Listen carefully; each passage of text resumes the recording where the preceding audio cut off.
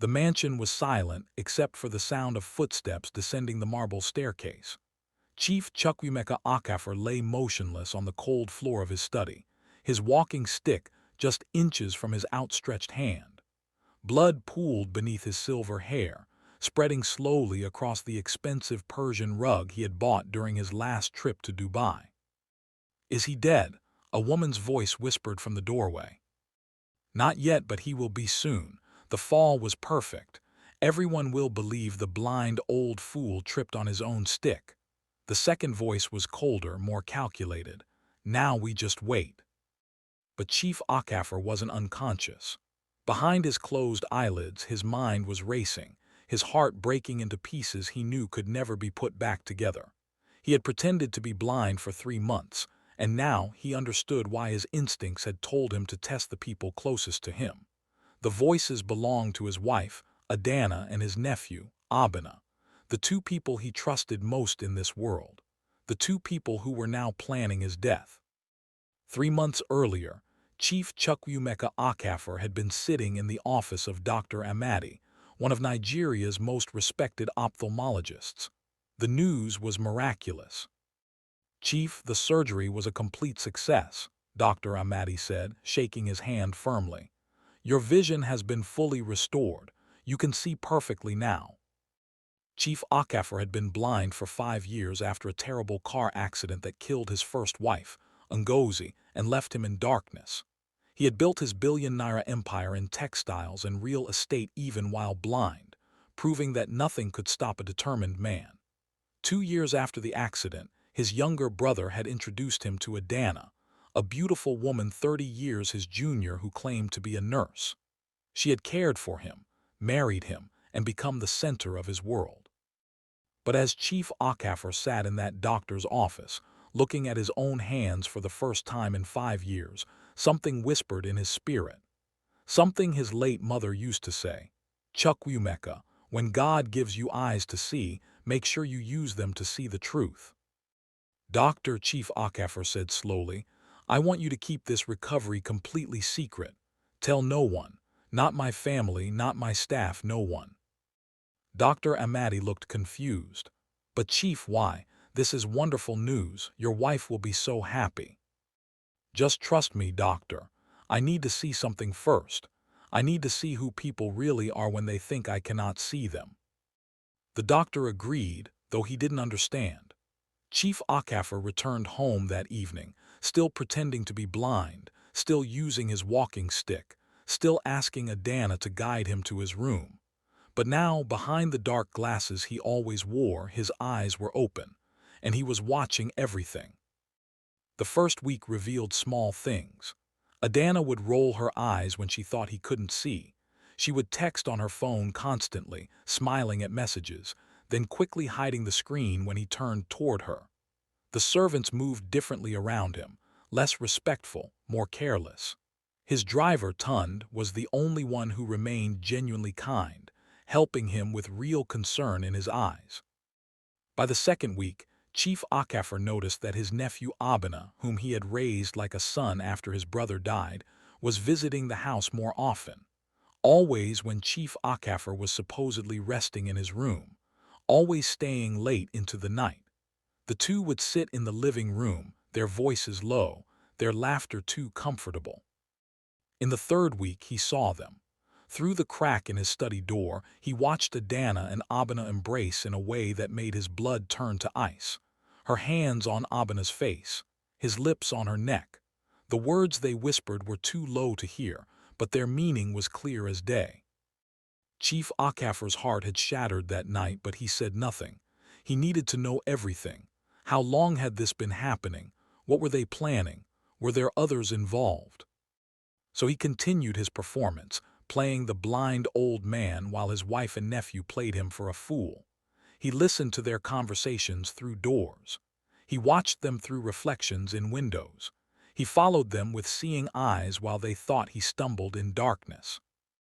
And then on this terrible night he had heard them in his study, going through his documents.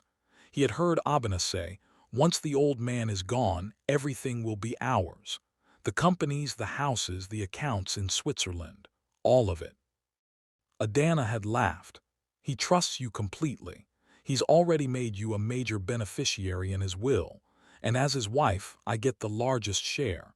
We just need him to have an unfortunate accident. That's when Chief Okafor had entered the room, still pretending blindness, asking innocently, "Adanna, my dear, is that you? I thought I heard voices." And that's when Obinna had pushed him. Hard, sending him tumbling backward down the 3 steps into the sunken study, his head striking the corner of his mahogany desk.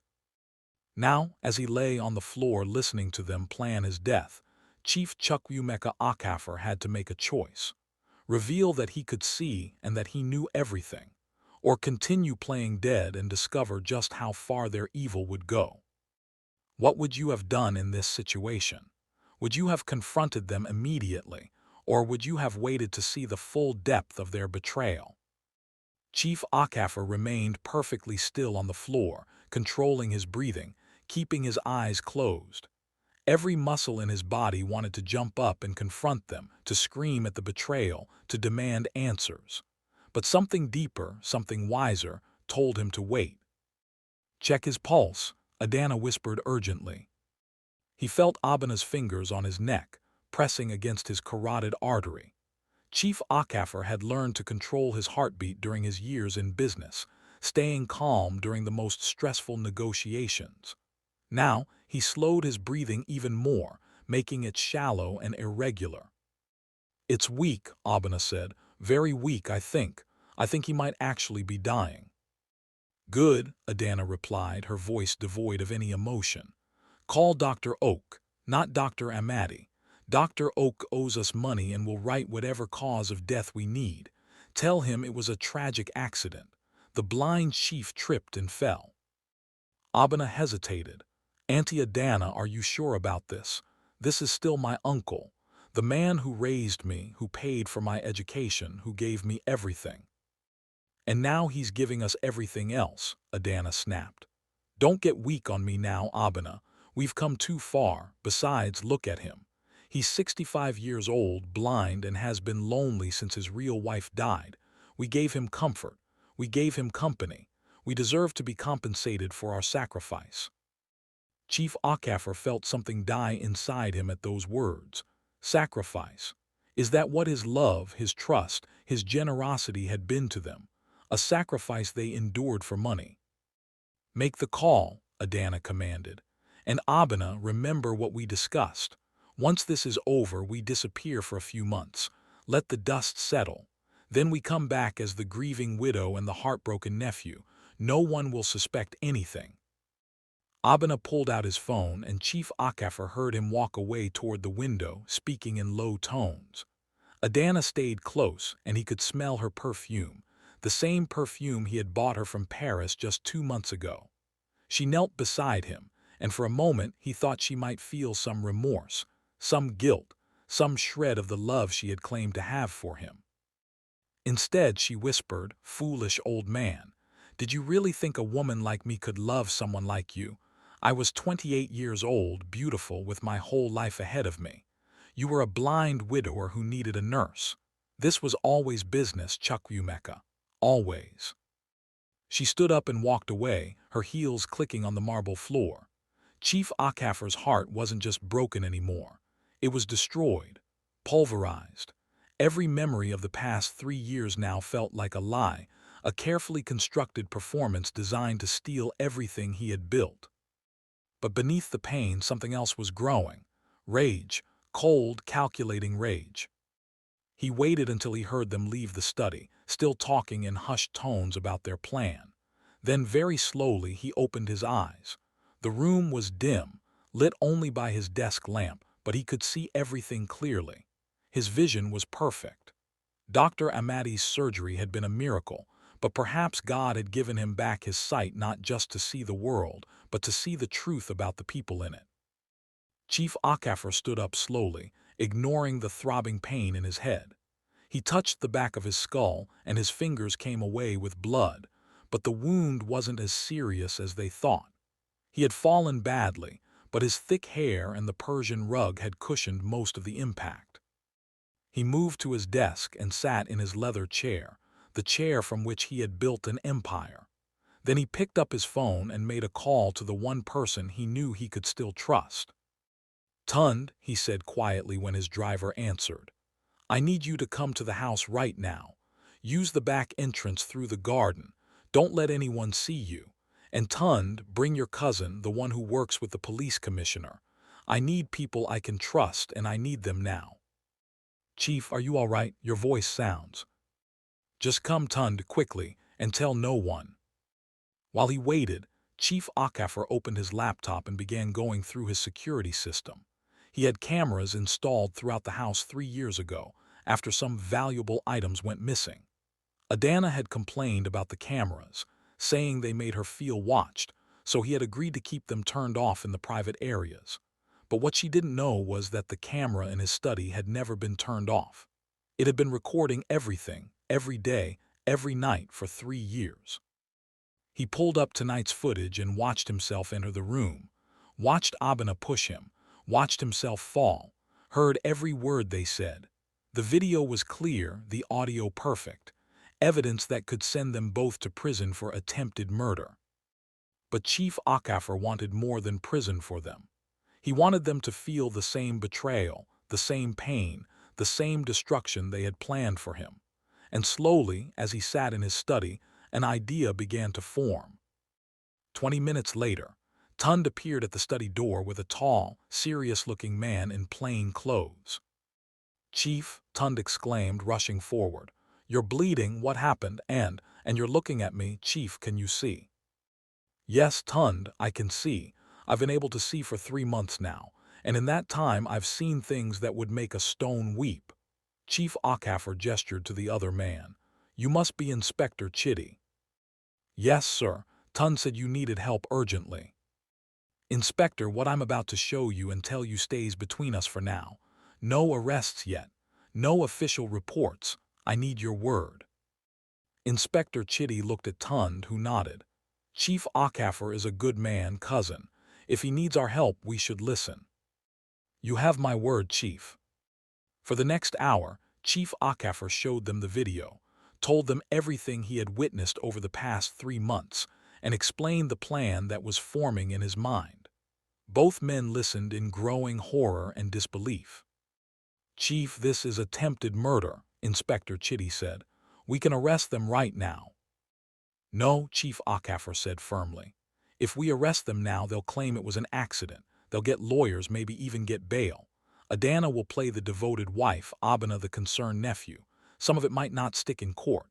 I need them to go further. I need them to reveal everyone involved in this conspiracy. Because, Inspector, I don't think it's just the two of them. There are too many small things, too many coincidences. Someone else knows about this, maybe even helped plan it." "What are you suggesting, Chief?" Tund asked. Chief Okafor smiled, but it was a smile without warmth. "I'm suggesting that Chief Chukwuemeka Okafor is going to die tonight. At least, that's what everyone will believe. And then we're going to watch very carefully to see what these snakes do when they think they've won." Inspector Chitty leaned forward. "You want to fake your own death?" "Exactly. With your help, Inspector, we can make it official. Death certificate, everything. Meanwhile, I'll be somewhere safe, watching, waiting, gathering evidence. And when I have everything I need, when I know everyone involved and everything they've done, then I'll rise from the dead and bring them all to justice." Tund shook his head in amazement. "Chief, this is like something from a movie." "This is my life, Tund. My life that they tried to steal." Chief Okafor stood up, his determination clear in his eyes. "So tell me, gentlemen, are you willing to help me become a ghost?" Inspector Chitty extended his hand. "I'm in, Chief. These people need to face justice." Tund gripped Chief Okafor's shoulder. "I've served you for 15 years, Chief. I'm not stopping now. Whatever you need, I'm with you." And so, on that night, as Adanna and Obinna waited for Dr. Oak to arrive and declare Chief Chukwuemeka Okafor dead from an accidental fall, the chief himself was preparing for the greatest performance of his life. The performance of being dead while his enemies destroyed themselves. But none of them knew that someone else was watching from the shadows. someone who had their own reasons to want Chief Okafor dead, someone who had been waiting for this moment for 5 long years. The game was far more complicated than anyone realized, and the body count was about to rise. Dr. Oak arrived 30 minutes later, a nervous-looking man in his 50s carrying a black medical bag. Chief Okafor watched from the hidden panel behind his study bookshelf, a secret room he had built years ago for storing important documents. Inspector Chitty had helped him stage the scene perfectly. They had used theatrical blood to make the wound look worse, positioned his body in a more dramatic pose, and even lowered the room temperature to make the corpse feel cold. Through the small gap in the panel, Chief Okafor watched as Dr. Oak knelt beside what appeared to be his dead body. It was actually a specially made dummy that Inspector Chitty had brought from the police training facility, dressed in Chief Okafor's clothes, with a realistic mask covering the face. In the dim lighting, it was convincing enough. "He's gone," Dr. Oak announced, standing up slowly. "Massive head trauma from the fall. Death was likely within minutes." Adanna let out a wail that sounded almost genuine. "My husband! Oh God, my husband!" She collapsed dramatically onto the sofa, her hand over her face. But through her fingers, Chief Okafor could see her eyes. They were dry, not a single tear. Obinna stood frozen, staring at the body. For a moment, Chief Okafor thought he saw genuine guilt flash across his nephew's face. But then Adanna reached out and squeezed Obinna's hand, and whatever conscience he had disappeared. "We need to call the family," Obinna said, his voice shaking slightly. "His children, his brothers, everyone needs to know." "Not yet," Adanna said sharply, then caught herself and softened her tone. I need a moment, just a moment to accept this. Dr. Oak, you'll sign the death certificate, accidental death." Dr. Oak nodded quickly. Yes, accidental fall, very tragic. I'll have the certificate ready by morning. And Mrs. Okafor, about the money I owe you." "Consider it forgiven," Adanna said smoothly. "Thank you for coming so quickly, doctor. Please, let's keep this quiet until morning. I don't want the media vultures descending on us in the middle of the night. Chief Okafor deserves dignity in death." The hypocrisy almost made Chief Okafor step out of his hiding place right then. But he controlled himself, watching as Dr. Oak left nervously, as Adanna immediately dropped her grieving widow act, and as she turned to Obinna with cold calculation in her eyes. "Now the real work begins," she said. "We need to move fast. Tomorrow morning we announce his death. We'll have a quick, private funeral. Muslim tradition will say, even though he was Christian, bury him within 24 hours before anyone can ask too many questions." "What about his children?" Obinna asked. "Kemi and Chitty Jr., they'll want a proper funeral. They'll want to see their father." Adanna waved her hand dismissively. "Those children from his first marriage have barely visited him in years. They're too busy with their own lives in London and America. By the time they get here, he'll be buried. Besides, I'm his legal wife. I make the decisions now. And his brothers, the rest of the Okafor family. Let them complain. Once the will is read and they see that most of the estate comes to us, they can cry all they want. The lawyers are already on our side. Remember, we paid them well." Chief Okafor's hands clenched into fists, so the conspiracy went deeper than he thought. His lawyers were involved too. How many people had betrayed him? "There's something else we need to discuss," Obinna said hesitantly. "What about Amara?" Adanna's face darkened. "What about her?" "She knows too much, Adanna. She was there that night 5 years ago. She saw everything. What if she talks?" "Amara won't talk. She's too scared. Besides, no one believes a housemaid, especially one we can easily discredit. If she tries anything, we'll say she's bitter because the chief fired her." Chief Okafor's blood ran cold. Amara, his former housemaid, what did she see 5 years ago, and what night were they talking about? "Still," Obinna pressed, "maybe we should take care of her, make sure she can never—" "No more bodies, Obinna," Adanna snapped. One death we can explain as an accident. Two deaths would raise suspicions. Amara is living in some slum in Agegunnel now, barely surviving. She's no threat to us. Chief Okafor's mind was racing. What had happened 5 years ago? That was the year of his accident, the year his first wife Ngozi died. The accident had been investigated and ruled exactly that, an accident. The brakes had failed on their car while they were driving back from their country home. Ngozi had died instantly. He had survived but lost his sight. But now, listening to Adanna and Obinna, a terrible possibility was forming in his mind. What if it hadn't been an accident? What if Ngozi's death had been murder?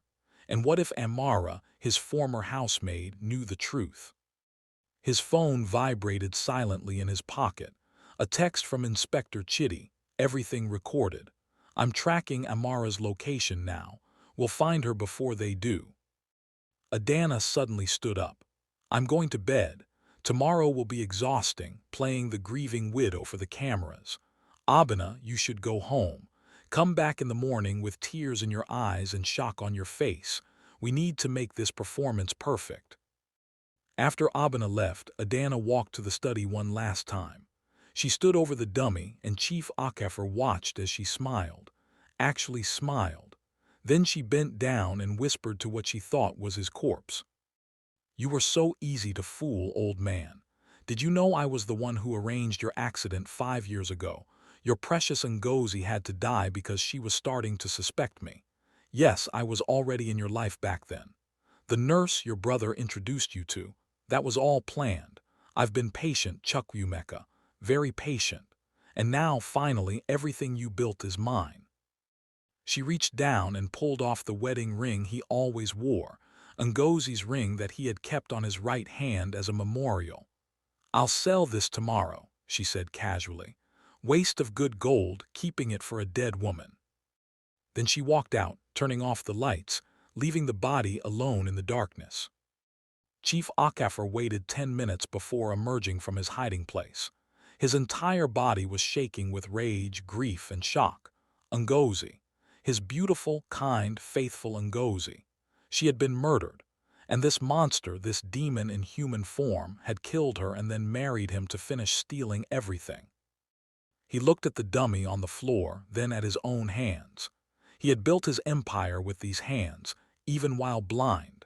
Now, with his sight restored, he would use everything he had to destroy the people who had destroyed his life. His phone rang. Inspector Chitty. Chief, we found Amara. She's living in a small room in Agegunnel with her 6-year-old daughter. Chief, there's something you need to know. The daughter's name is Ngozi. Amara named her after your late wife. Why would she do that? I think you need to come and hear what Amara has to say. She's been carrying a secret for 5 years, and when I told her you were in danger, she broke down. Chief, whatever happened the night of your accident, Amara witnessed it, and she's ready to talk. I'm on my way. Tund is bringing the car around to the back entrance. Inspector, make sure Amara and her daughter are protected. If Adanna even suspects the girl is alive. Already done, Chief. I have 2 officers in plain clothes watching them. Nobody will touch that woman or her child. As Chief Okafor prepared to leave his own home as a ghost, he took one last look at his study. This room had been his sanctuary, his place of peace and decision-making. Now it was a crime scene, the place where his enemies had tried to kill him. But they had made one fatal mistake. They had underestimated him. They thought blindness made him weak, age made him foolish, and trust made him vulnerable. They were about to learn that Chief Chukwuemeka Okafor didn't build a billion-naira empire by being weak, foolish, or naive. He had been a warrior in business, and now he would be a warrior in revenge. The dead don't speak, but they watch, and Chief Okafor was about to become the most dangerous ghost in Lagos. As he slipped out through the garden with Tund, one thought consumed him. What secret had Amara been hiding for 5 years? And how did a housemaid's daughter end up with his dead wife's name? Have you ever discovered that someone you trusted completely was living a double life? How did you handle it? Drop your thoughts below, and don't forget to subscribe because this story is about to get even more intense. The journey to Agegunnel took 40 minutes through Lagos's late-night traffic. Chief Okafor sat in the back of Tun's personal car, not his usual Mercedes with the personalized plate. He wore a simple shirt and trousers, a cap pulled low over his face, and dark glasses even though it was night. To anyone who might recognize him, he looked like just another ordinary man traveling through the city. But inside, Chief Okafor was far from ordinary. His mind kept replaying Adanna's confession. She had killed Ngozi, his sweet, innocent Ngozi who had loved him for 30 years, who had given him 2 beautiful children, who had stood by him through every struggle as he built his business from nothing. Murdered. And he had been blind, literally and figuratively, to the truth for 5 years. "Chief, we're here," Tun said softly, pulling into a narrow street lined with makeshift buildings.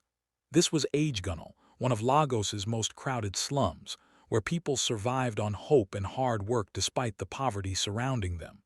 Chief Okafor had grown up in a place not much better than this, which was why he had always treated his workers with dignity. Clearly, that kindness had meant nothing to some people. Inspector Chitty was waiting outside a small building, speaking quietly with 2 men in civilian clothes. He approached the car quickly. "Chief, she's inside, but I must warn you what she has to say will be difficult to hear. Are you ready?" Chief Okafor nodded. "I've already heard my wife confess to murdering my first wife. I think I can handle whatever else comes." They climbed the narrow staircase to the 3rd floor. The building smelled of cooking oil, sweat, and too many people living in too little space.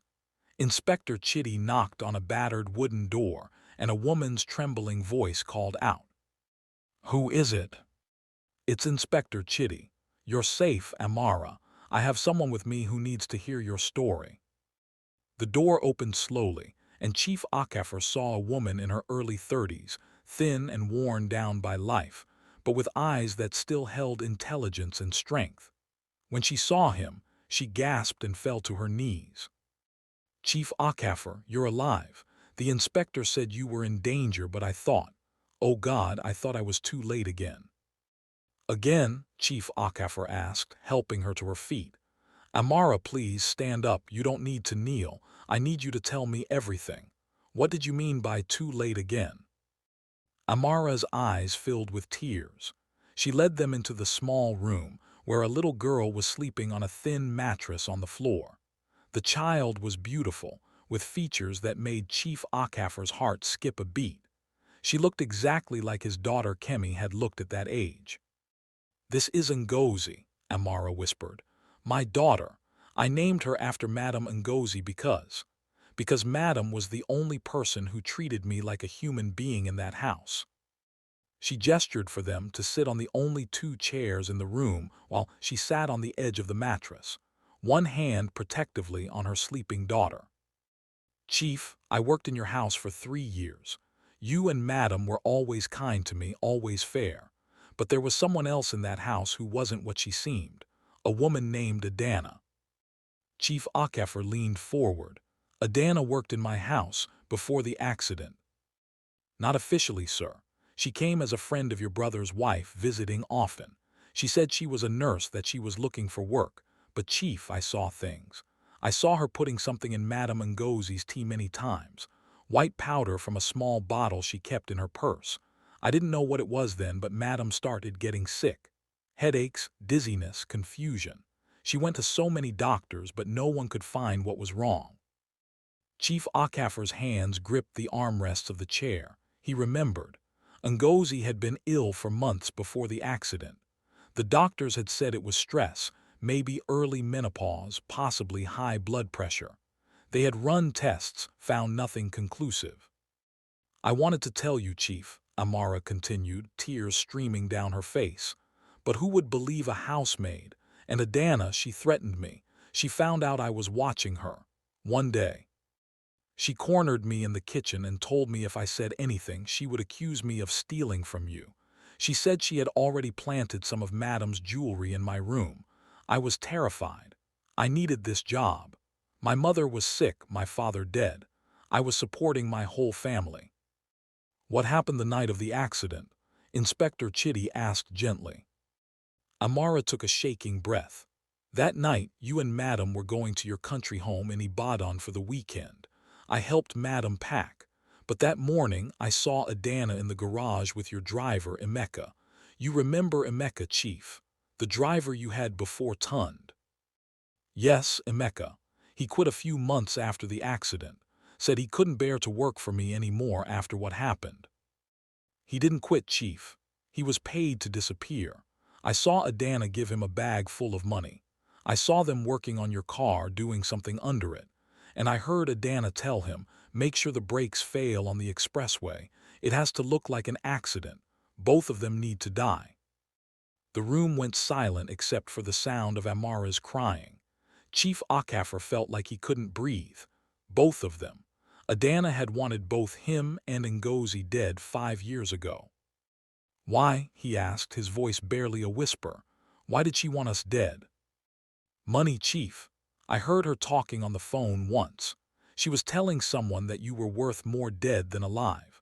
That your brother had promised her a share of the inheritance if she could make sure you and Madam died without any children around to complicate things.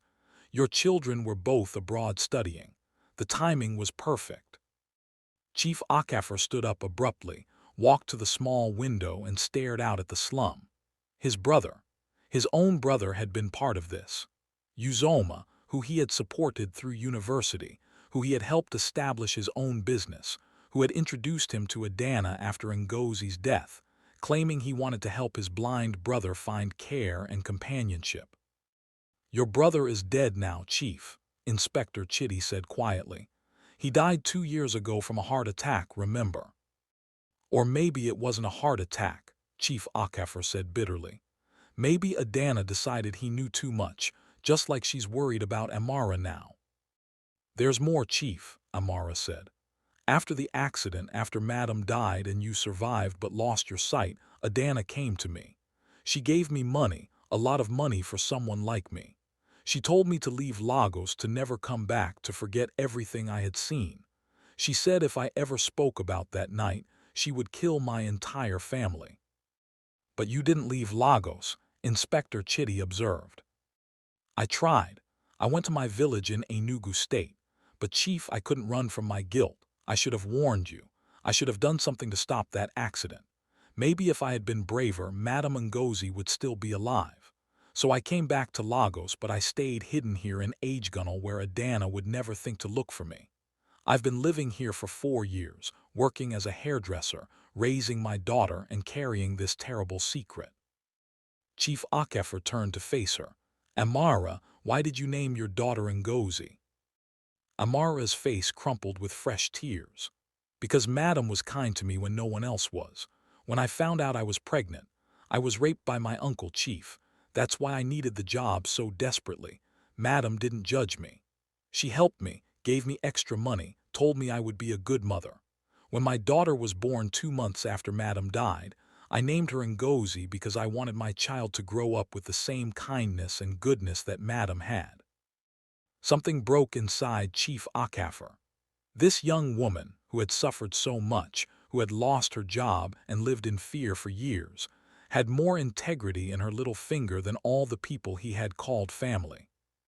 Amara, he said firmly, you and your daughter are coming with us. Tonight. I'm going to make sure you're both safe and protected. And then, with your testimony, we're going to make sure Adanna and everyone involved in this conspiracy pays for what they did. But Chief, she'll kill me if she finds out I'm talking to you. She thinks I'm dead, Amara. As far as the world knows, Chief Chukwuemeka Okafor died tonight from a fall in his study. That gives us time to gather all the evidence we need, to find everyone involved, and to build a case so strong that none of them can escape justice. Inspector Chitty nodded. I have a safe house in Lekki, very secure, very private. You and your daughter will stay there under police protection. Chief Okafor will be there too and will plan our next moves. Amara looked at her sleeping daughter, then back at Chief Okafor. Will you really make them pay for what they did to Madam? Will there truly be justice? I promise you, Chief Okafor said, his voice hard as steel. Before I'm done, everyone who played a part in my wife's murder will face justice. Not just legal justice, but the kind of justice that makes them understand the full weight of what they've done. As they prepared to leave with Amara and little Ngozi, Chief Okafor's phone buzzed. A message from an unknown number. I know you're alive. We need to talk. I have information about Adanna that will change everything. Meet me tomorrow at the old textile factory. Come alone. A friend of your late wife. Chief Okafor showed the message to Inspector Chitty, who frowned deeply. This could be a trap, Chief, or it could be someone else who knows the truth. Either way, I have to go. If there's even a chance that someone else has evidence about Ngozi's murder, I need to hear it. As they drove away from Agegunnel with Amara and her daughter, Chief Okafor looked back at the slum where this broken young woman had hidden for years, carrying a secret that could have saved him from years of manipulation. Tomorrow, he would meet this mysterious person at his old textile factory, the place where he had started his business 40 years ago. Tomorrow, more secrets would be revealed. But tonight, at least, he had saved 2 innocent lives and learned the terrible truth about his brother's betrayal. The game was getting more complex, but Chief Okafor was ready. He had been blind for 5 years. Now, with his sight restored, he was seeing everything clearly. And what he saw was a web of betrayal so vast and so deep that burning it all down might be the only way to find justice. But in the darkness of Lagos night, other players were making their own moves. Adanna was already calling her lawyers, already planning how to access Chief Okafor's accounts, already thinking she had won. And somewhere in the city, the person who had sent that mysterious message was watching, waiting, holding secrets that would shake the very foundation of everything Chief Okafor thought he knew. The next morning, Chief Okafor woke up in the safe house in Lekki, a modest but secure apartment that Inspector Chitty had arranged. Through the window, he could see the Lagos skyline, the city where he had built his empire and lost everything that truly mattered. His phone was already flooded with missed calls and messages, but he couldn't answer any of them. Chief Chukwuemeka Okafor was dead, and the dead don't answer phones. Tund knocked softly on the door. Chief, the news has spread. It's all over the radio and television. Your death is the top story on every station. Chief Okafor turned on the television and saw his own face staring back at him. The headline read, Business mogul Chief Chukwuemeka Okafor dies in tragic home accident. The news anchor spoke solemnly about his achievements, his philanthropy, and his tragic blindness. Then the camera cut to Adanna, dressed in black, her face covered with a veil, being supported by Obinna as they left the house. My husband was everything to me, Adanna told the reporters, her voice breaking perfectly. He never let his blindness stop him from being a great man. Last night he fell in his study. I found him, and it was too late. My heart is shattered. Chief Okafor's jaw clenched as he watched her performance. She was good, he had to admit. Oscar-worthy. The tears looked real, the grief appeared genuine. If he hadn't heard her confession with his own ears, even he might have believed her. Your children are flying in from London and America, Tund reported. They'll arrive this evening. Kemi has been calling everyone, demanding to know why the funeral is being rushed. She's threatening to sue Adanna for not waiting. Good, Chief Okafor said. Kemi always had her mother's fire. She won't let Adanna bury me without a fight. Inspector Chitty entered the room with Amara, who looked better after a night of rest and safety. Little Ngozi was eating breakfast in the kitchen, under the watchful eye of a female police officer. Chief, we need to talk about today's meeting at the textile factory. Inspector Chitty said, I still think it's dangerous. We don't know who sent that message. Which is exactly why I need to go. Someone out there knows something about Ngozi's death. Maybe someone who worked with Adanna, maybe someone who has evidence we don't have yet. I can't ignore this. Then at least let me send officers to secure the perimeter and wear a wire. If anything goes wrong, we'll be close enough to help." Chief Okafor agreed, and for the next hour they planned the meeting carefully. The old textile factory was in Ikja, abandoned for 10 years since Chief Okafor had moved his operations to a larger, modern facility. It was the perfect place for a secret meeting, isolated, familiar to him, and easy to monitor. At 2 o'clock in the afternoon, Tun drove Chief Okafor to the factory. The building looked exactly as he remembered it, though now covered in dust and neglect. The sign that once read Okafor Textiles Building Nigeria's Future was faded and hanging by one corner. "Wait here," Chief Okafor told Tund. "Keep the engine running. If I'm not out in 30 minutes, drive away and call Inspector Chitty." "Chief, I don't like this." "Neither do I, but we need answers." Chief Okafor entered the factory through the main door, which creaked loudly. Inside, the vast space was empty except for old machinery and scattered fabric scraps. Sunlight streamed through broken windows, creating patterns on the dusty floor. He walked toward the center of the factory floor, his footsteps echoing in the silence. "Chief Okafor," a woman's voice called from the shadows. "Or should I say, the ghost of Chief Okafor."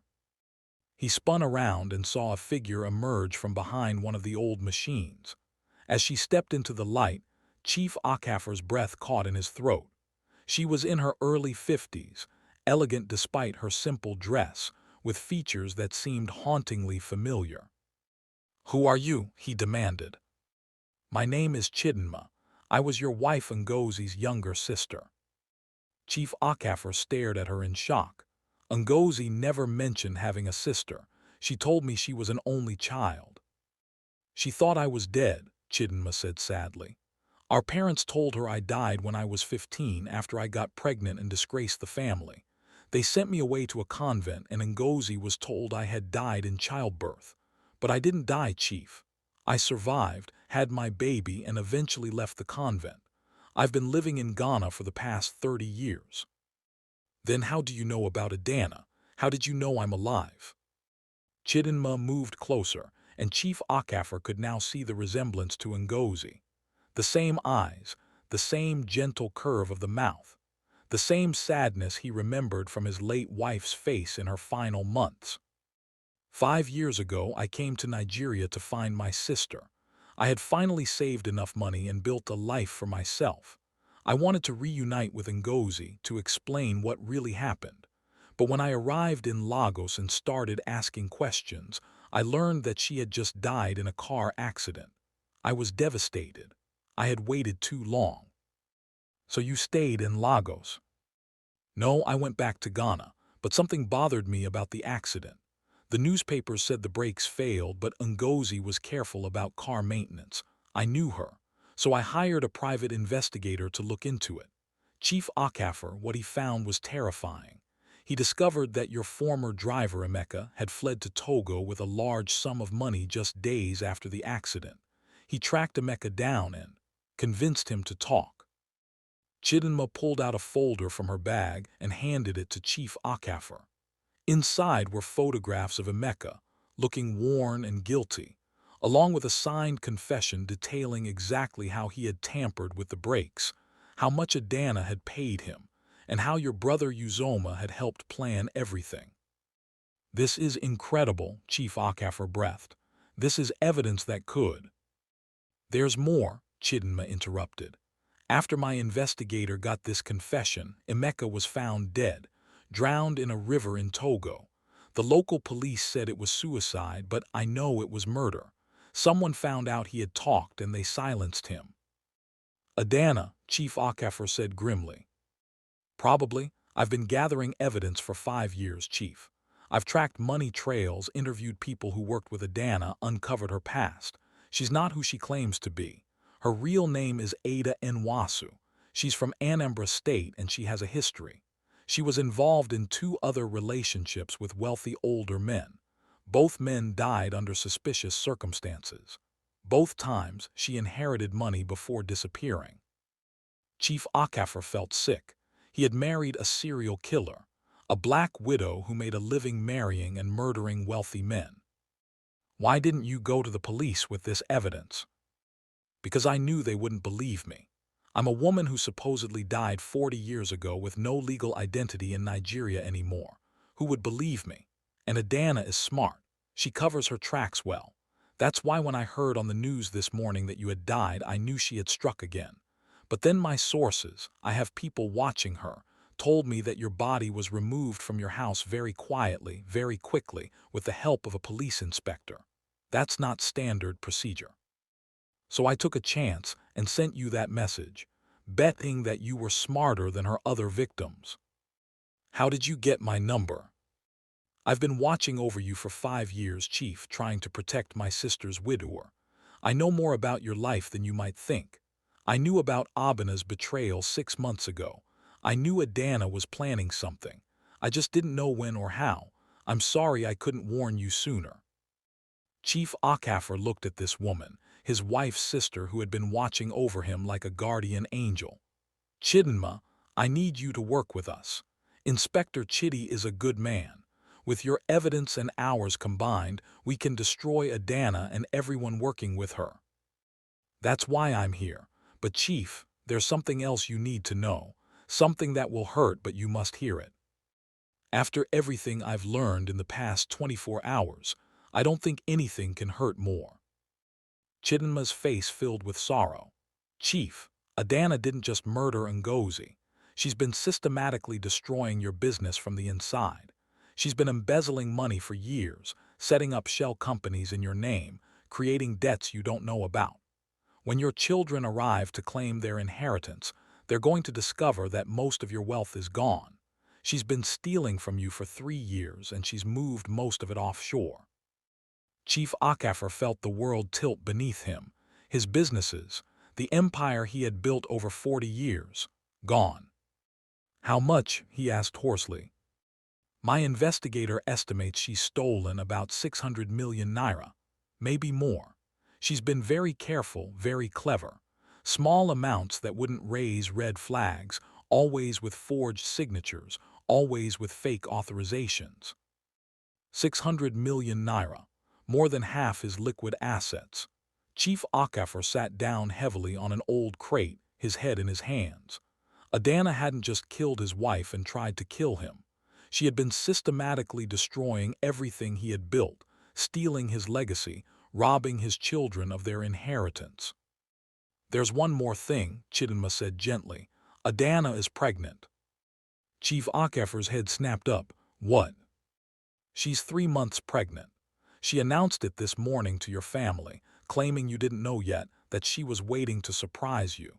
Now she's the grieving widow carrying the dead chief's child. In Nigerian law, that child will have inheritance rights. She's made sure she'll control your estate for at least 18 more years while raising your child. That child isn't mine, Chief Okafor said flatly. I'm sterile. After Ngozi and I had our 2 children, I had a vasectomy. We decided 2 children were enough. That child is Obinna's. Chidinma smiled grimly. That's what I suspected, which means we can prove she's a liar in one more way. But Chief, we need to be strategic. We can't just expose her now. She's too smart. She has lawyers, she has money, she has people in powerful positions who owe her favors. If we move too quickly, she'll escape and she'll take whatever money is left. So what do you suggest? We let her think she's won. We let her bury you, we let her access the accounts, we let her make her moves. And while she does, we gather every piece of evidence, we track every transaction, we identify every person involved in her conspiracy. Then, when she feels completely safe and completely victorious, we strike. We bring her down so completely that she'll never get up again. Chief Okafor stood up, his resolve hardening. Let's go meet Inspector Chidi. It's time to expand our team. As they walked out of the factory together, Chief Okafor realized that his mission had grown. It wasn't just about revenge anymore. It was about justice for Ngozi, protection for his children's inheritance, and making sure that Adanna could never hurt another person again. But what neither of them knew was that Obinna, feeling increasingly guilty and afraid, had started making his own plans. Plans that would either save him or doom them all. And in his desperation, he was about to make a decision that would change everything. The funeral was scheduled for tomorrow. The reading of the will would come the day after. And somewhere in Lagos, a desperate man was about to do something that would force everyone's hand. What do you think Chief Okafor should do first? Go after the money or expose Adanna's pregnancy lie? And have you ever had to be strategic about seeking justice instead of acting on emotion? Sometimes patience is the hardest part of getting revenge. Share your thoughts below and make sure you're subscribed because the next chapter is where everything explodes. The funeral of Chief Chukwuemeka Okafor was held the next day at his family compound in Onitsha, Anambra State. Despite Adanna's attempts to keep it small and quick, word had spread throughout Nigeria's business community, and hundreds of people arrived to pay their respects. Chief Okafor watched it all from a car parked half a kilometer away, using binoculars, while Inspector Chitty's officers recorded everything with hidden cameras. The coffin, empty except for weights to give it the right heaviness, was carried by 6 pallbearers. Chief Okafor recognized his business partners, his employees, and members of his extended family, all wearing black, all looking genuinely sorrowful. It was strange watching your own funeral, seeing who cried real tears and who merely performed grief. His daughter Kemi had arrived from London the night before, and she looked devastated, her face swollen from crying. His son, Chitty Jr., had flown in from Atlanta and stood beside his sister, his jaw tight with barely controlled emotion. They had both been close to their father, and their pain was real. Chief Okafor's heart ached watching them suffer, knowing he couldn't reveal himself yet. Not yet. "This is torture," he murmured to Inspector Chitty, who sat beside him in the car. "Watching my children cry for me when I'm alive." "It won't be much longer, Chief. Once we have all the evidence, once we've identified everyone in the conspiracy, you can reveal yourself.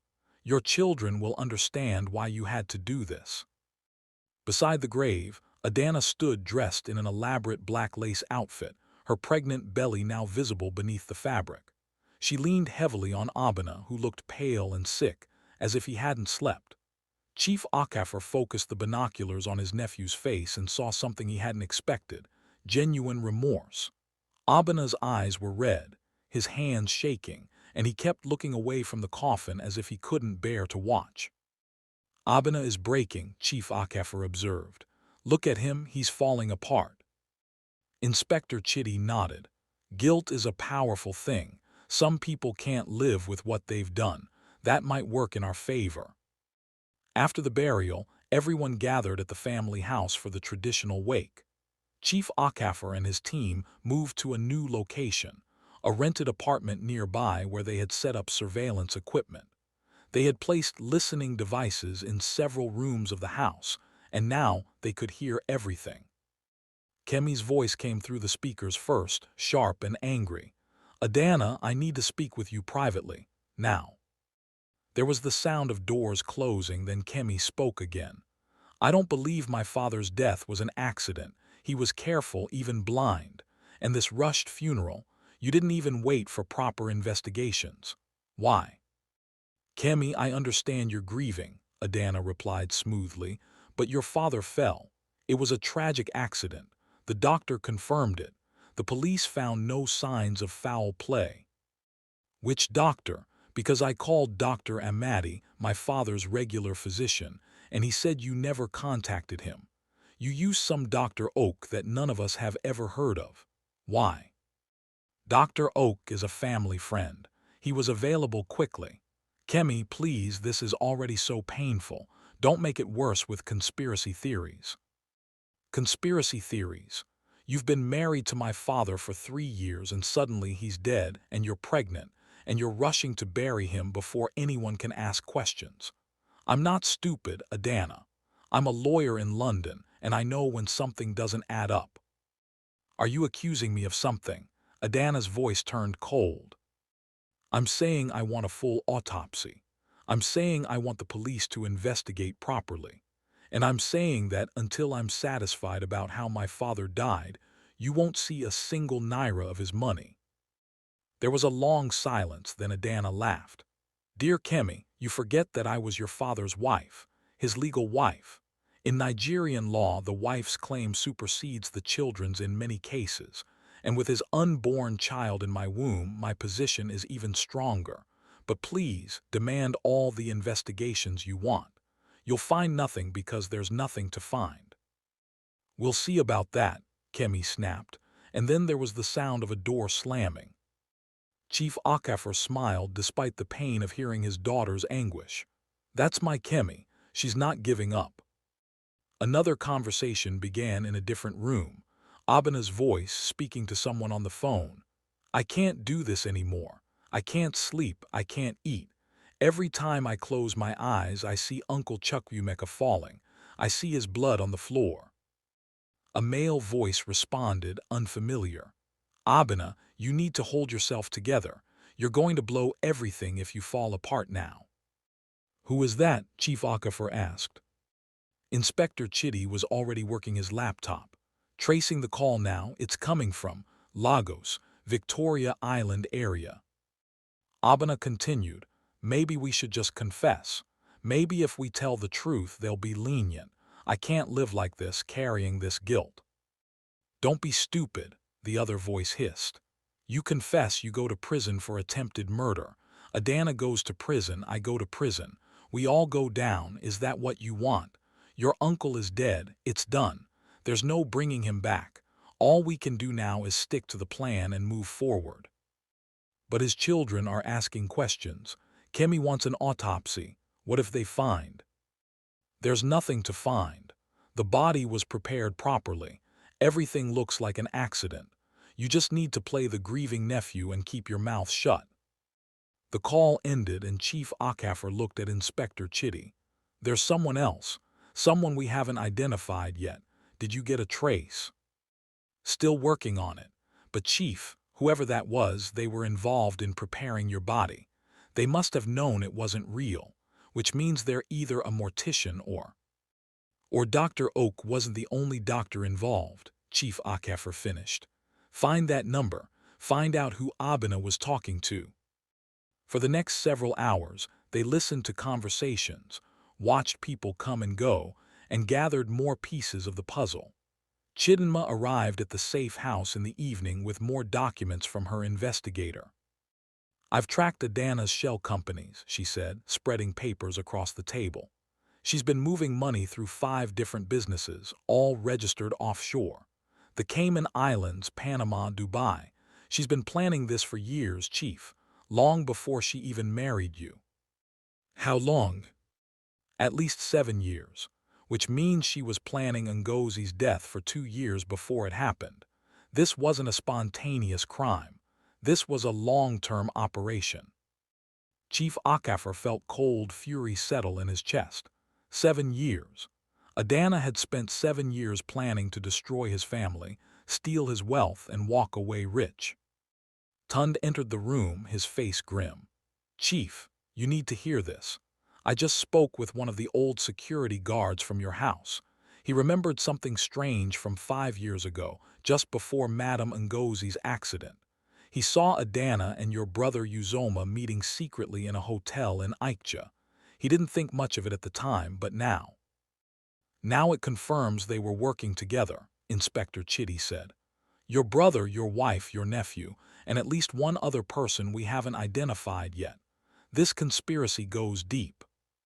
Suddenly, one of the surveillance monitors showed Obinna leaving the family house, walking quickly toward his car.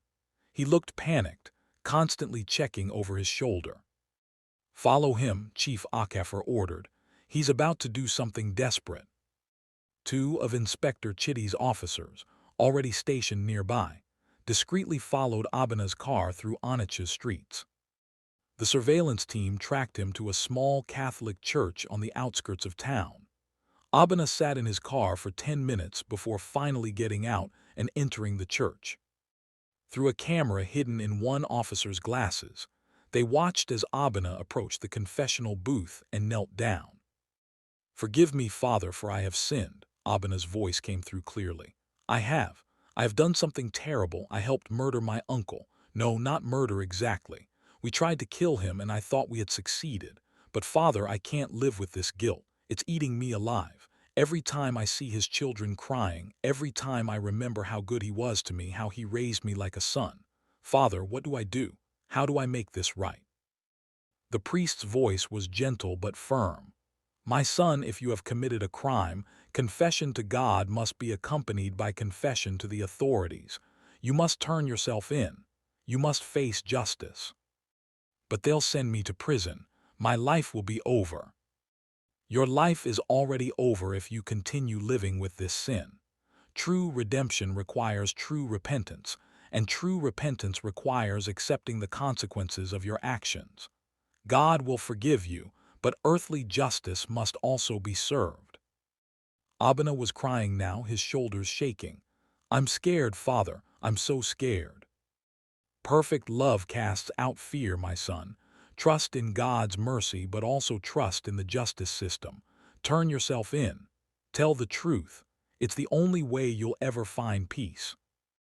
After leaving the church, Obinna sat in his car for another 20 minutes. Then he pulled out his phone and made a call. "Kemi, it's Obinna. I need to talk to you about your father's death. Can we meet somewhere private? There's something you need to know." Chief Okafor's heart raced. This was it. Obinna was about to break, but would he tell Kemi everything, or would Adanna find out first and stop him? "Inspector, we need to protect Obinna now," Chief Okafor said urgently. "If Adanna finds out he's about to confess, she'll have him killed. We can't let that happen. Despite what he did, he's still my nephew, and he deserves a chance at redemption." Inspector Chitty immediately dispatched officers to follow Obinna.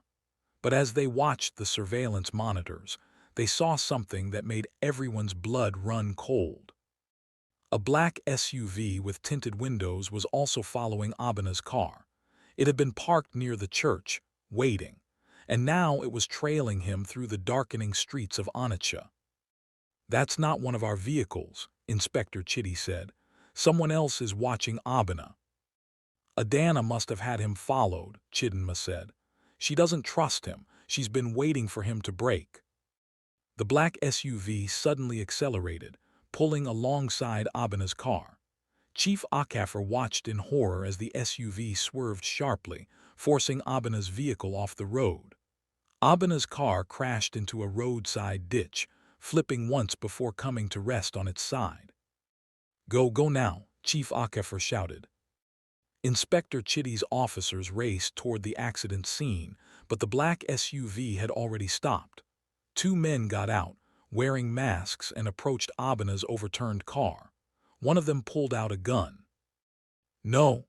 Chief Okafor watched helplessly from the monitor as the armed man aimed at Obinna, who was crawling out of the wreckage, bleeding and dazed. But before the shot could be fired, Inspector Chitty's officers arrived, sirens blaring, guns drawn. The two masked men ran back to their SUV and sped away, disappearing into the night. Obinna was pulled from the wreckage, injured but alive. As the paramedics worked on him, he kept repeating the same words over and over. "I'm sorry. I'm so sorry. Uncle, I'm so sorry." Chief Okafor closed his eyes, tears running down his face. His nephew, corrupted by greed and manipulation, had been willing to kill him.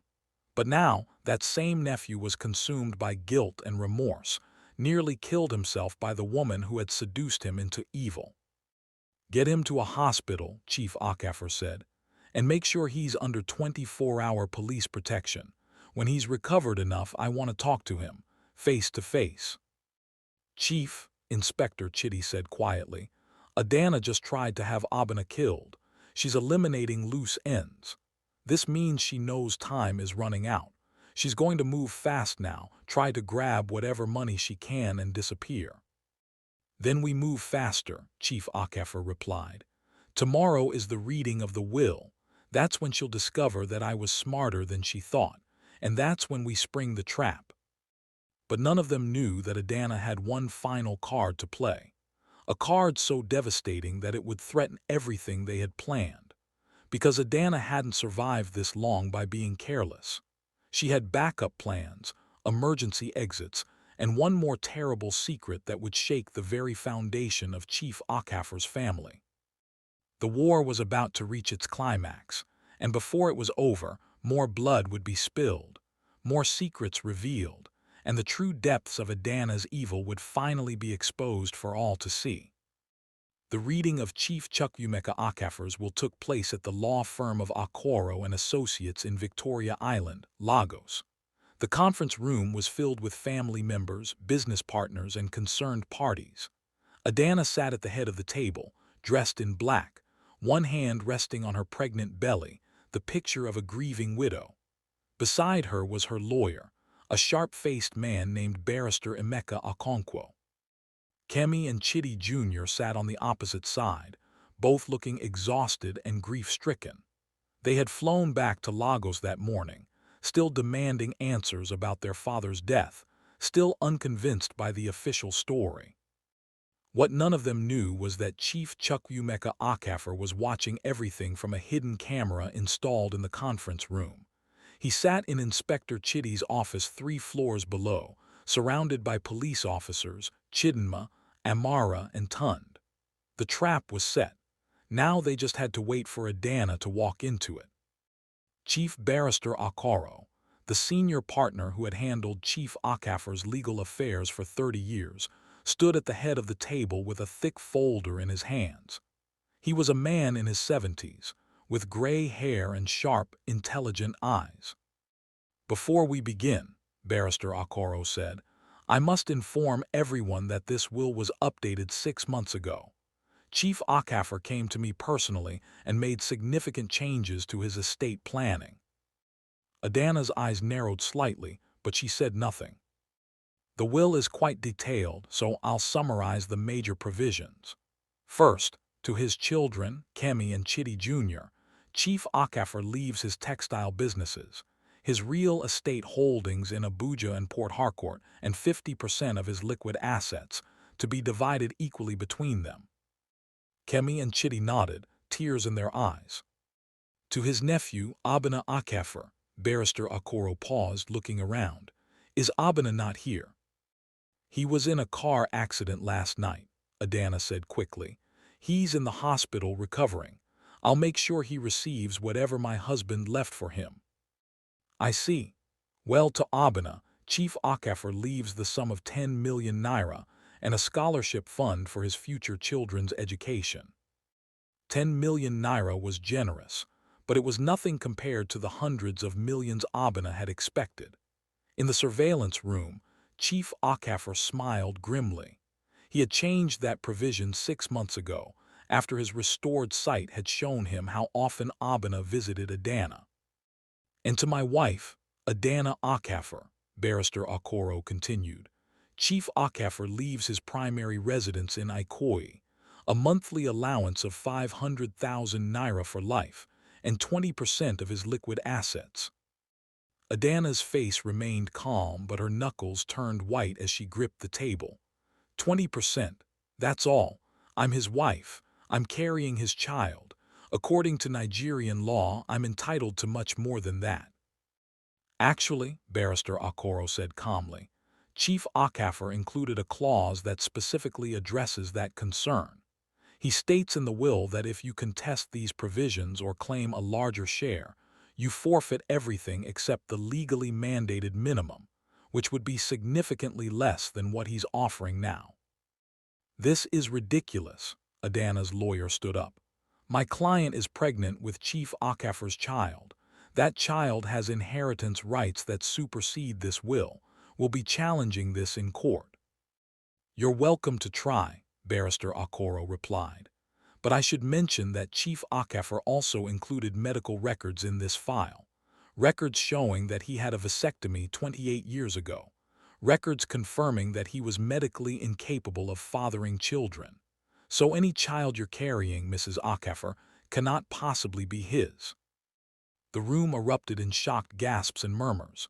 Adanna's face went pale, then red with rage. "That's impossible. The medical records must be fake. My husband never told me about any vasectomy. The records are certified by Dr. Amadi, who has been Chief Okafor's physician for 35 years. They're completely legitimate, which means, Mrs. Okafor, that you've committed fraud. You've lied about the paternity of your child to strengthen your claim to the estate. Kemi stood up, her voice shaking with fury. I knew it. I knew something was wrong. You killed my father, didn't you? You killed him and you're trying to steal everything he built. How dare you, Adanna shouted back. Your father fell, it was an accident, I loved him. Loved him? You're pregnant with another man's child. How is that love? Before the situation could escalate further, the conference room doors burst open. Inspector Chidi strode in, flanked by 6 police officers in uniform. Adanna Okafor, also known as Ada Nwasu, Inspector Chidi announced, you're under arrest for conspiracy to commit murder, attempted murder, fraud, and embezzlement. You have the right to remain silent. Adanna leaped to her feet, backing away. This is harassment. You have no evidence. My lawyer will. We have plenty of evidence, Inspector Chidi said calmly. He nodded to one of his officers, who set up a laptop on the conference table and pressed play. The video showed Adanna and Obinna in Chief Okafor's study, their conversation crystal clear. Once the old man is gone, everything will be ours. Obinna's voice filled the room. Then Adanna's response. He trusts you completely. We just need him to have an unfortunate accident. The room watched in stunned silence as the video showed Obinna pushing Chief Okafor, showed him falling, showed the 2 conspirators planning his death. That's not all, Inspector Chidi continued. We also have testimony from your former accomplice, Emeka, the driver who tampered with Chief and Mrs. Ngozi Okafor's car 5 years ago, before he died, or rather before he was murdered, probably on your orders. He gave a full confession to a private investigator. We have that confession. And Chidinma said, stepping into the room, we have financial records showing that you've embezzled over 600 million naira from Chief Okafor's accounts over the past 3 years. We've frozen all your offshore accounts. Every single naira will be returned to the Okafor family. Adanna's eyes darted around the room like a trapped animal. Her lawyer had already backed away, distancing himself from his client. This is all fake, Adanna screamed. These are lies, manufactured evidence. I'm being framed. Then perhaps, a deep voice said from the doorway, you can explain it to me directly. Everyone turned and gasps of shock filled the room. Standing in the doorway, very much alive, was Chief Chukwuemeka Okafor. He walked into the room slowly, removing the dark glasses he had worn for 5 years. His eyes were clear, seeing everything and everyone. Kemi and Chidi Jr. stared at their father in disbelief, tears streaming down their faces. Papa, Kemi whispered, Papa, you're alive. Yes, my daughter, I'm alive, and I can see. I've been able to see for 3 months now, long enough to watch the people I trusted try to destroy me. Chief Okafor turned his gaze on Adanna, who stood frozen in shock and horror. Did you really think I was just a foolish old blind man? Did you think I built a billion-naira empire by being stupid?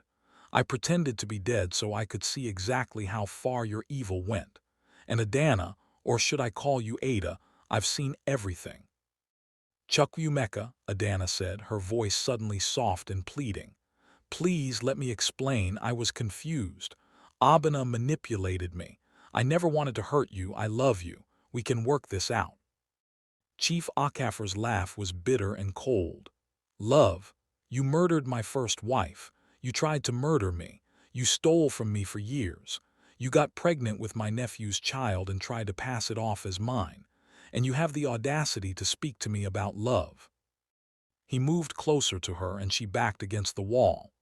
But the worst thing, Adanna, the thing I can never forgive is that you made me doubt everything. You made me question if anyone in this world truly cared for me. You poisoned my trust, my faith in humanity. That's what I can't forgive. Adanna's mask finally cracked completely. The fake tears stopped, the soft voice disappeared, and pure venom took its place. "You self-righteous old fool. Yes, I killed your precious Ngozi. Yes, I tried to kill you. And you know what? I'd do it again. You people with your money, your power, your comfortable lives, you have no idea what it's like to grow up with nothing. I clawed my way out of poverty using the only weapon I had, my beauty and my brain. I've taken down 3 rich men before you, and I would have succeeded with you too if you hadn't been so paranoid." "3 men," Inspector Chitty said sharply. "We only knew about 2. Adanna smiled cruelly. "Oh, there's so much you don't know, Inspector, but you'll never prove any of it. I'm too smart. I always have been." "Actually," Chief Okafor said, "you made one critical mistake. You trusted the wrong people. Your own lawyer, Barrister Okonkwo, has been recording your conversations for the past 6 months. He's been working with Inspector Chitty since you approached him about forging documents to access my Swiss accounts." Barrister Okonkwo, who had been sitting quietly beside Adanna's empty chair, raised his hand. "Every conversation we had is recorded, Mrs. Okafor. Every illegal instruction you gave me. Every crime you asked me to help you commit. You see, I've been friends with Chief Okafor for 30 years. When he told me what you were doing, I couldn't stand by and watch you destroy a good man." Adanna let out a scream of pure rage and lunged toward Chief Okafor, her hands reaching for his throat. But Inspector Chitty's officers grabbed her before she could reach him, forcing her arms behind her back and snapping handcuffs on her wrists. Let me go," she shrieked, thrashing against the officers. "You think you've won, Chukwuemeka? You think this is over? There are people, powerful people who I've worked with, people who won't let you." "People like Dr. Oak," Inspector Chitty interrupted. "He's already been arrested and is cooperating with us, giving us names of everyone in your network. Or perhaps you mean the banker who helped you set up the offshore accounts. He's in custody too. Adanna, your entire operation is being dismantled as we speak. Everyone you've worked with, everyone you've corrupted, everyone you've threatened, they're all talking now." As the officers began to drag Adanna from the room, she turned her head one last time to look at Chief Okafor. The hatred in her eyes was absolute. "You'll regret this. Mark my words. You'll regret letting me live." "I already regret many things," Chief Okafor replied quietly, "but ensuring you face justice isn't one of them." After Adanna was taken away, Chief Okafor turned to his children, who were still standing in shock. Kemi rushed forward first, throwing her arms around her father. "Papa, I can't believe it. I can't believe you're alive. When we got the news, I couldn't breathe. I thought I'd lost you forever." Chitty Jr. joined the embrace, all 3 of them crying and holding each other. "Dad, why didn't you tell us? Why did you let us suffer thinking you were dead?" "Because I had to know the full truth," Chief Okafor explained. "I had to let them think they'd won so they would reveal everyone involved. If I'd exposed myself too early, some of the conspirators would have escaped. I'm sorry, my children. I'm sorry for the pain I caused you, but I promise you it was necessary." "What about Uncle Obinna?" Kemi asked. "Is he really part of this?" "Obinna made terrible choices," Chief Okafor said sadly. "He was manipulated by Adanna, seduced by greed. But unlike her, he has a conscience. He's in the hospital now, under police protection. He was nearly killed last night when Adanna tried to silence him before he could confess. He'll face charges for his role in this, but I believe he genuinely regrets what he did. The court will be more lenient with him because he's cooperating fully with the investigation." Inspector Chitty approached with paperwork. "Chief, we need your formal statement. There's still a lot of work to do to prosecute everyone involved." "Of course, but first, there's someone I need you all to meet." Chief Okafor gestured, and Chidinma stepped forward. Kemi and Chitty Jr. looked at this stranger with confusion. "Children, this is your Aunt Chidinma, your mother's younger sister, who your grandparents told everyone had died years ago. She's been investigating Adanna for 5 years, trying to find justice for your mother. Without her, we wouldn't have half the evidence we have today."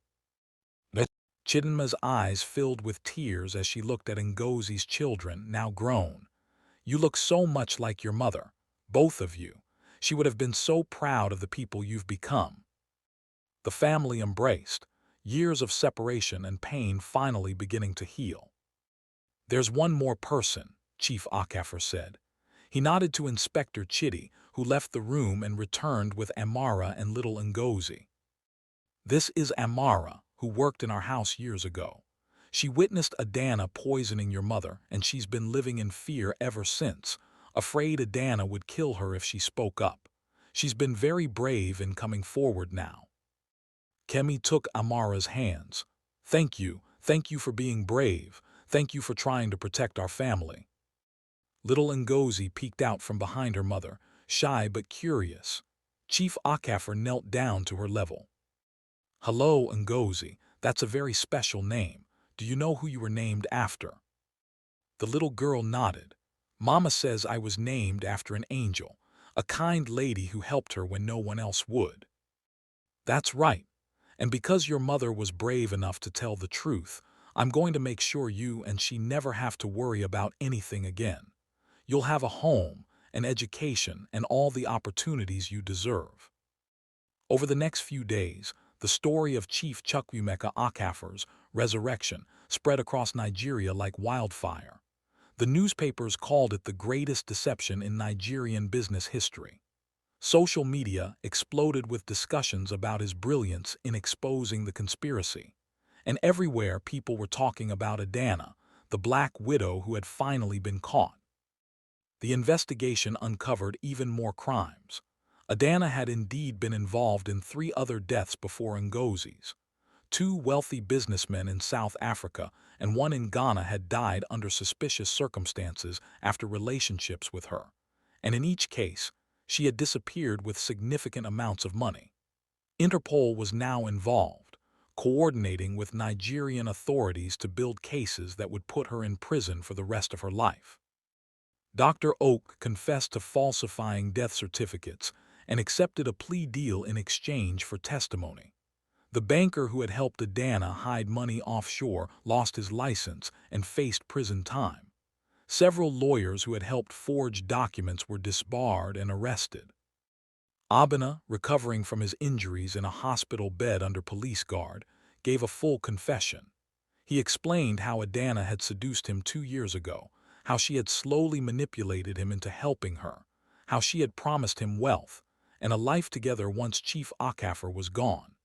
He wept as he described pushing his uncle, thinking it would be just a small injury to explain the old man's later, accidental death.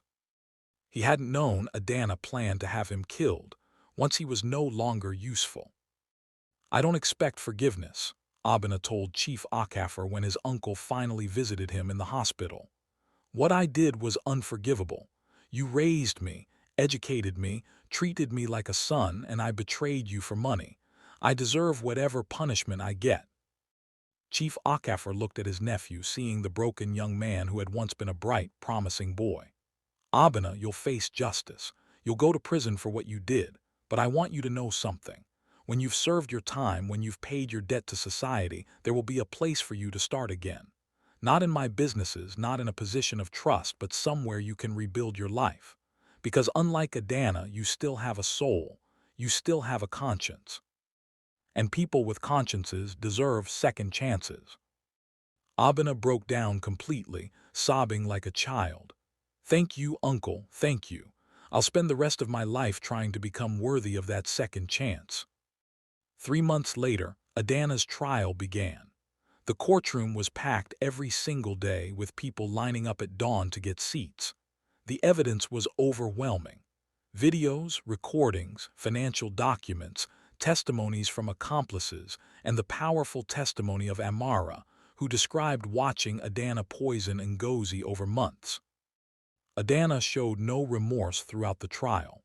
She sat in the defendant's box with a slight smile, as if the entire proceedings were merely entertainment. When asked if she had anything to say before sentencing, she stood and looked directly at Chief Okafor. "You may have won this battle," she said, "but you've lost so much more. You've lost your trust, your peace of mind, your ability to love without suspicion. You'll spend the rest of your life wondering if anyone truly cares for you or if they're just after your money. In a way, Chukwuemeka, I've destroyed you more completely than if I'd actually killed you. Chief Okafor stood up from his seat in the gallery. You're wrong, Adanna. You didn't destroy me. You revealed yourself. And in doing so, you helped me see what truly matters. My children, my real family, the loyal people who stood by me. You taught me that wealth means nothing without wisdom, that trust must be earned, and that evil, no matter how clever, will eventually face justice. For that lesson, as painful as it was, I thank you. The judge sentenced Adanna to life imprisonment without the possibility of parole for the murder of Ngozi Okafor, plus additional consecutive sentences for attempted murder, fraud, embezzlement, and conspiracy. As she was led away in chains, she turned one last time to look at Chief Okafor, and for a brief moment, he saw something in her eyes that might have been regret. But then it was gone, replaced by the same cold calculation she had always worn like a mask. 6 months after Adanna's conviction, Chief Okafor stood in the newly renovated Okafor Textiles factory in Ikja, the same factory where he had started his empire 40 years ago and where he had met Chidinma months before. But now, instead of dust and abandonment, the factory was alive with activity. New machines hummed, workers moved efficiently through production lines, and in the corner, a small school had been set up for workers' children. Beside him stood Kemi, who had moved back to Nigeria to help run the family businesses. Chidi Jr. visited regularly from America, managing the international operations. Chidinma had become part of the family, helping manage the charitable foundation they had established in Ngozi's name. Amara worked as the director of the foundation, using her own experiences to help other women escape abuse and poverty. Little Ngozi attended the best school in Lagos, with Chief Okafor covering all her expenses and setting up a trust fund for her future. Tund had been promoted to Chief Operating Officer of Chief Okafor's Transport Division, with a generous salary increase and shares in the company. Inspector Chidi received a special commendation from the police commissioner and a personal letter of thanks from Chief Okafor. Papa, Kemi said, looking around the factory with pride, you've rebuilt everything, not just the business but our family, our hope. How do you do it? Chief Okafor smiled, his eyes, those eyes that could now see so clearly, looking at his daughter with pure love. My child, I learned something important from all of this. Blindness isn't just about what you can or cannot see with your eyes. It's about what you choose to see with your heart. For 5 years, I was physically blind. But in some ways, I saw more clearly than ever because I had to rely on character, on integrity, on the truth of people's actions rather than their appearances. He paused, looking out over the factory floor. When God gave me back my sight, I thought it was just a medical miracle, but now I understand it was a test to see if I would use my restored vision to seek revenge or to seek justice, to destroy or to rebuild, to hate or to forgive. And which did you choose? Kemi asked softly. I chose justice. I chose to protect my family and innocent people, but I also chose to forgive where forgiveness was possible. Obinna betrayed me terribly, but he's serving his time now, and when he's released, he'll have a chance to start again. That's not weakness, my daughter. That's wisdom.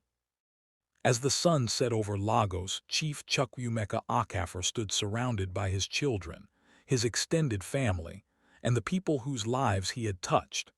He had lost his wife to murder, been betrayed by people he trusted, lost millions of naira to theft, and nearly lost his own life. But he had survived. More than survived, he had triumphed. Not through violence or revenge, but through patience, wisdom, and the courage to face the truth no matter how painful it was. And as he looked at little Ngozi playing with Kemi's children, as he watched Amara laughing with genuine happiness for the first time in years, as he saw his businesses thriving and his family healing, Chief Okafor understood something profound. Adanna had tried to take everything from him, but in the end she had given him something far more valuable, the ability to see clearly, not just with his restored sight, but with his restored soul. The ability to distinguish between gold and glitter, between love and manipulation, between family and parasites. "Papa, what are you thinking about?" Chitty Jr. asked, joining his father and sister. Chief Okafor put his arms around both his children. "I'm thinking that I'm a wealthy man. Not because of the money I have, but because of the family I've been given, the truth I've discovered, and the justice I've witnessed. And I'm thinking that your mother, wherever she is finally at peace knowing that her murder has been avenged and her children are safe." That night, as Chief Okafor prepared for bed, he stood at his window looking out at the Lagos skyline. He said a prayer for his late wife Ngozi, thanking her for the years of love they had shared. He said a prayer for Adanna, asking God to touch whatever remained of her humanity. And he said a prayer of gratitude for the gift of sight, both physical and spiritual, that had saved his life and restored his family. The story of Chief Chukwuemeka Okafor became legend in Nigeria. Business schools taught it as a case study in corporate security and family protection. Churches used it as an example of wisdom and forgiveness. And for years afterward, whenever someone spoke of betrayal and justice, they would say, "Remember what Chief Okafor did. He turned his blindness into vision and his death into resurrection." And in a maximum security prison, Adanna sat in her cell, finally understanding what she had lost.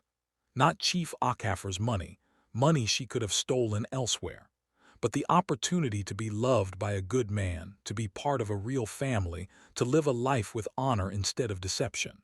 That realization, coming too late, was the greatest punishment of all. Justice had been served, truth had prevailed, and though scars remained, the Okafor family had emerged stronger, wiser, and more united than ever before. So what did you think? Would you have done what Chief Okafor did, pretending to be dead to expose the truth? Or would you have confronted the betrayers immediately? And let's be honest, have you ever had to test someone's loyalty in your own life? Share your story in the comments below. This story teaches us that sometimes patience is the most powerful weapon, that wisdom is more valuable than revenge, and that true family isn't defined by blood but by loyalty and love. If this story touched your heart, if it made you think, if it reminded you that justice always wins in the end, then please hit that subscribe button, smash the like, and share this video with someone who needs to hear this message. We have more powerful African stories coming your way, stories that will make you cry, make you think, and remind you of what truly matters in life. Remember, when you feel blind to the truth around you, ask God for the vision to see clearly. And when you discover betrayal, respond with wisdom, not just emotion. Until the next story, stay blessed, stay wise, and always remember, the truth always comes to light. Thank you for watching.